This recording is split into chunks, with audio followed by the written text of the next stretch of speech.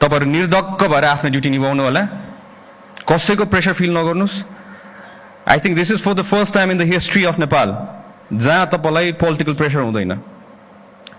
मैले हाम्रो चिफ साहबलाई पनि कुनै प्रेसर दिएको छुइनँ, मैले कुनै अफिसरलाई प्रेसर दिएको छुइनँ।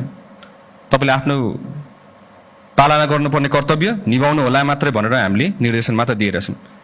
यति काबिल अफिसर्सहरू हुनुहुन्छ तपाईहरु, स्रोत साधन सबै लिमिटेड, त्यसमा पनि अल्टिमेट परफर्मेन्स देखाउनु पर्ने।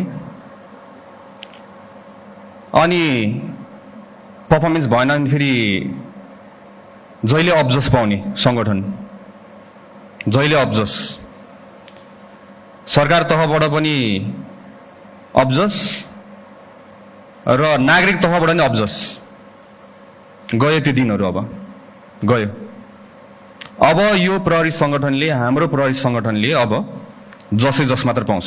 जसरी अहिले जस पाएको छ त्यो सदैव रहिरहन्छ अबदेखि। धेरै यस्तो हाम्रो तल्लो दर्जाका हाम्रो प्रहरी साथीभाइहरूसँग त हामी धेरै ठाउँमा काम पनि गरेका छौँ।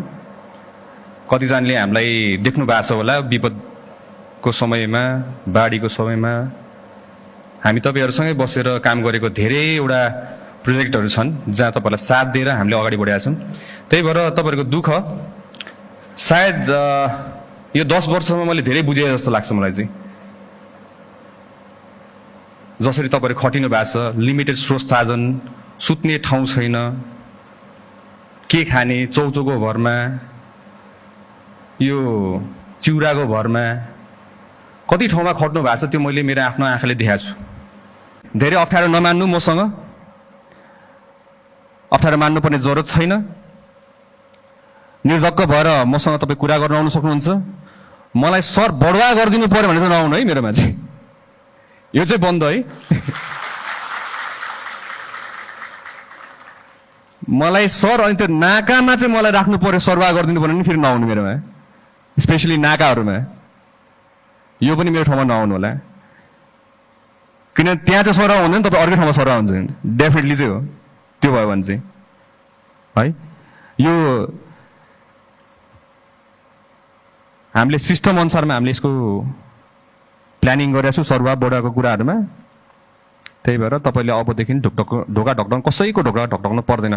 तपाईँ मेरो ढोका ढकढक्न आउनुहुन्छ भने मेरोमा चाहिँ ढोका ढकढक्दाखेरि सर मलाई समस्या पर्यो मात्र भनेर भन्दिनु, यति मात्रै भन्दिनु। म तपाईँको हरेक प्रहरीको लागि म तपाईँको आफ्नै समस्या जस्तो बुझेर म कुद्नेवाला छु, लिन्छु र म त्यसलाई समाधान गर्न भरपुर प्रयास पनि गर्नेवाला छु।